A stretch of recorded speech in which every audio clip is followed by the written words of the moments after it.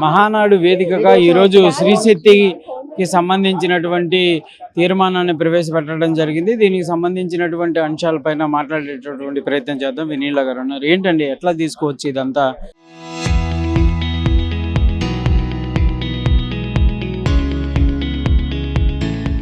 ఈరోజు శ్రీశక్తికి సంబంధించినటువంటి ఈ రిజల్యూషన్ నిజంగా అంటే తెలుగుదేశం పార్టీ అంటే మహిళల పక్షపాత పార్టీ అండి. ఆ రోజున ఎన్టీ రామారావు గారు పార్టీ స్థాపించినప్పుడు కూడా మహిళలకి ఆస్తిలో సమాన హక్కు కల్పించి స్త్రీ శక్తికి పునాది వేసింది ఎన్టీ రామారావు గారు.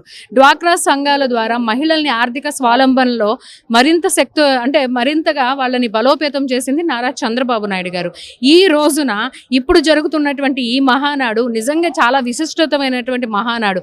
స్త్రీ శక్తి థీమ్ అని చెప్పి ఈ మహానాడుని కండక్ట్ చేస్తున్నారు.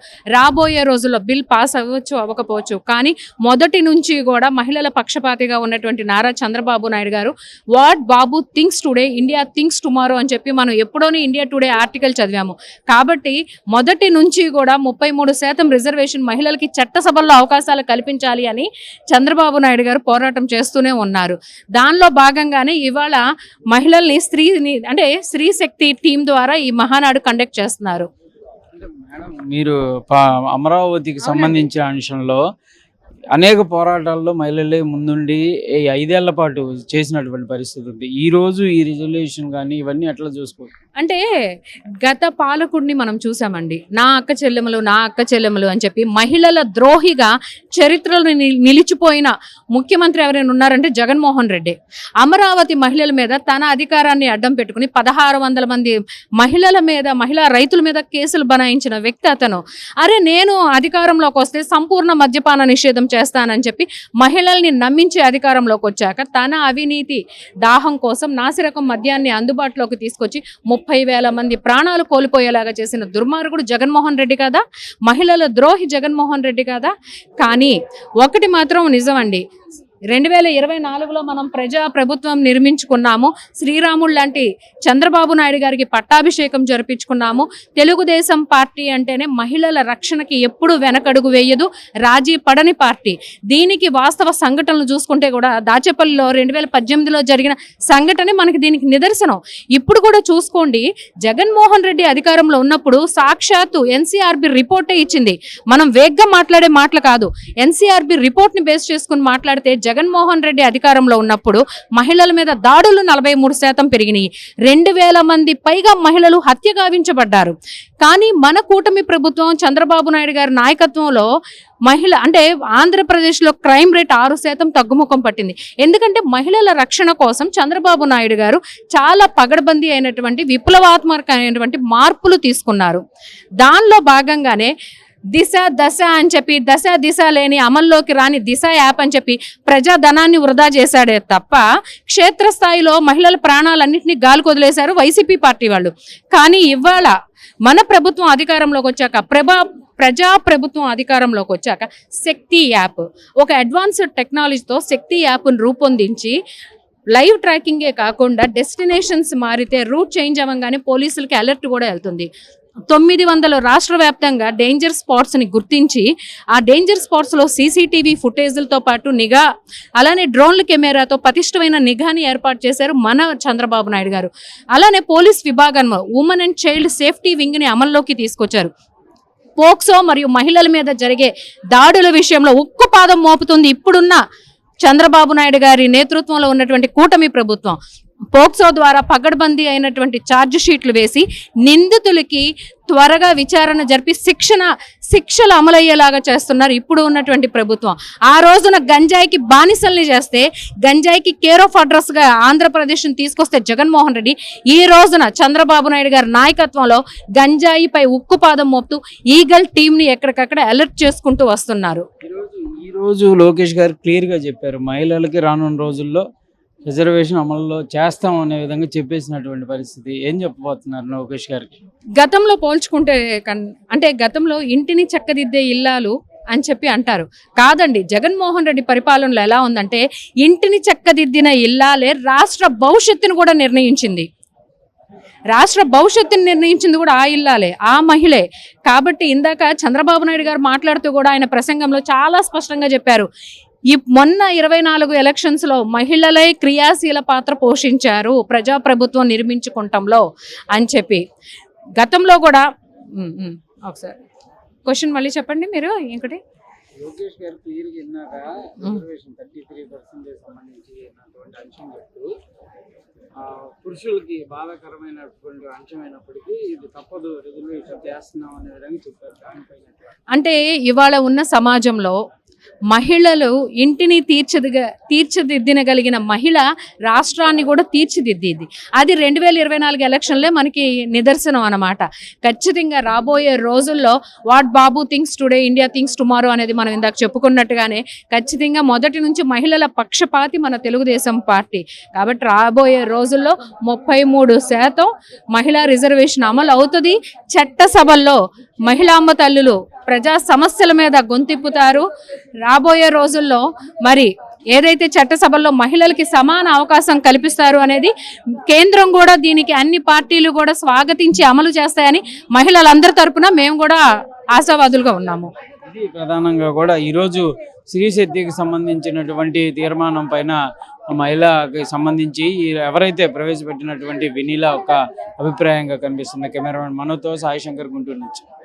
మహానాడు వేదికగా ఈరోజు స్త్రీశక్తికి సంబంధించినటువంటి తీర్మానాన్ని ప్రవేశపెట్టడం జరిగింది. దీనికి సంబంధించినటువంటి అంశాలపైన మాట్లాడేటటువంటి ప్రయత్నం చేద్దాం. వినీలా గారు ఉన్నారు. ఏంటండి, ఎట్లా తీసుకోవచ్చు ఇదంతా ఈరోజు స్త్రీశక్తికి సంబంధించినటువంటి ఈ రిజల్యూషన్?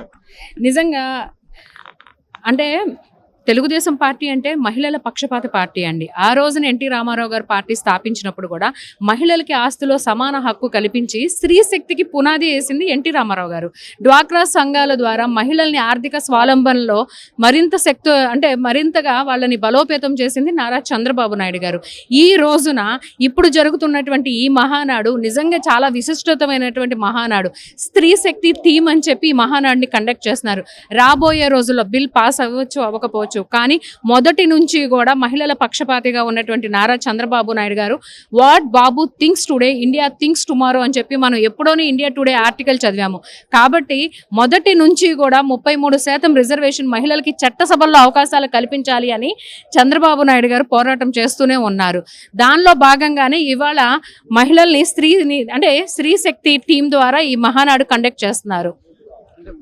మీరు అమరావతికి సంబంధించిన అంశంలో అనేక పోరాటాల్లో మహిళలే ముందుండి 5 ఏళ్ల పాటు చేసినటువంటి పరిస్థితి ఉంది. ఈ రోజు ఈ రిజల్యూషన్ కానీ ఇవన్నీ ఎట్లా చూసుకోవచ్చు? అంటే గత పాలకుడిని మనం చూసామండి. నా అక్క చెల్లెములు అని చెప్పి మహిళల ద్రోహిగా చరిత్రలో నిలిచిపోయిన ముఖ్యమంత్రి ఎవరైనా ఉన్నారంటే జగన్మోహన్ రెడ్డి.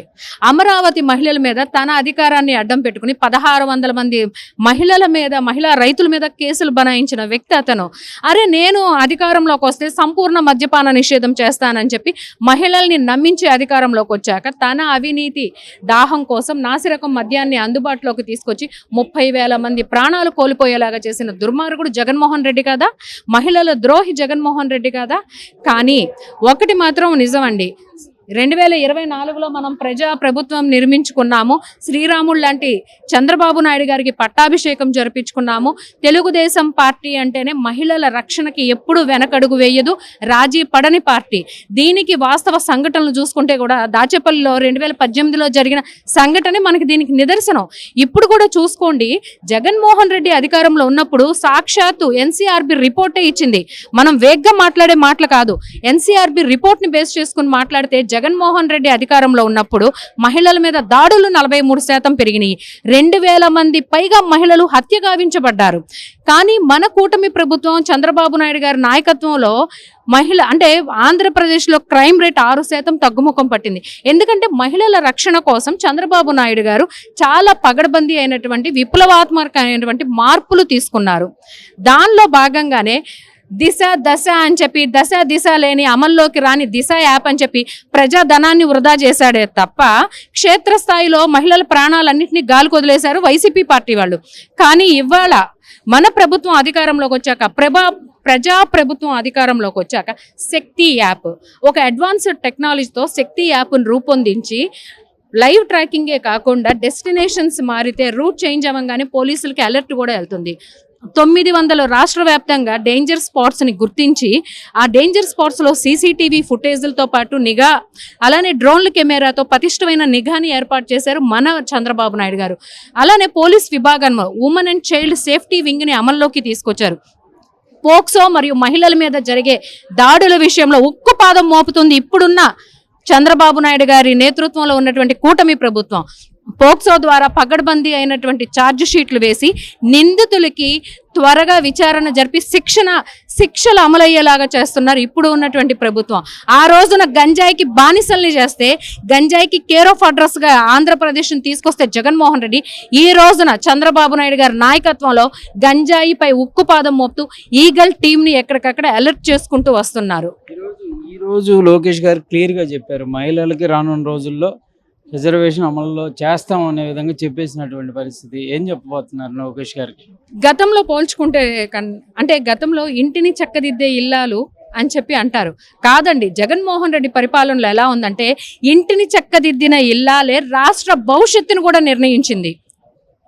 రాష్ట్ర భవిష్యత్తుని నిర్ణయించింది కూడా ఆ ఇల్లాలే, ఆ మహిళే. కాబట్టి ఇందాక చంద్రబాబు నాయుడు గారు మాట్లాడుతూ కూడా ఆయన ప్రసంగంలో చాలా స్పష్టంగా చెప్పారు, ఈ మొన్న 24 ఎలక్షన్స్లో మహిళలే క్రియాశీల పాత్ర పోషించారు ప్రజాప్రభుత్వం నిర్మించుకుంటంలో అని చెప్పి. గతంలో కూడా ఒకసారి క్వశ్చన్ మళ్ళీ చెప్పండి మీరు ఇంకటి. లోకేష్ గారు క్లియర్గా విన్నాక రిజర్వేషన్ 33% సంబంధించి అంశం చెప్తూ పురుషులకి బాధాకరమైనటువంటి అంశమైనప్పటికీ ఇది తప్పదు, రిజర్వేషన్ చేస్తున్నాం అనే విధంగా చెప్పారు. దానిపైన అంటే ఇవాళ ఉన్న సమాజంలో మహిళలు ఇంటిని తీర్చిదిద్దినగలిగిన మహిళ రాష్ట్రాన్ని కూడా తీర్చిదిద్దింది. అది 2024 ఎలక్షన్లే మనకి నిదర్శనం అన్నమాట. ఖచ్చితంగా రాబోయే రోజుల్లో what Babu things today India things tomorrow అనేది మనం ఇందాక చెప్పుకున్నట్టుగానే ఖచ్చితంగా మొదటి నుంచి మహిళల పక్షపాతి మన తెలుగుదేశం పార్టీ. కాబట్టి రాబోయే రోజుల్లో 33% మహిళా రిజర్వేషన్ అమలు అవుతుంది. చట్టసభల్లో మహిళాంబ తల్లులు ప్రజా సమస్యల మీద గొంతిప్పుతారు. రాబోయే రోజుల్లో మరి ఏదైతే చట్టసభల్లో మహిళలకి సమాన అవకాశం కల్పిస్తారు అనేది కేంద్రం కూడా, దీనికి అన్ని పార్టీలు కూడా స్వాగతించి అమలు చేస్తాయని మహిళలందరి తరపున మేము కూడా ఆశావాదులుగా ఉన్నాము. ఇది ప్రధానంగా కూడా ఈరోజు స్త్రీశక్తికి సంబంధించినటువంటి తీర్మానం పైన మహిళకి సంబంధించి ఎవరైతే ప్రవేశపెట్టినటువంటి వినీల ఒక అభిప్రాయంగా కనిపిస్తుంది. కెమెరామెన్ మనోతో సాయి శంకర్, గుంటూరు నుంచి.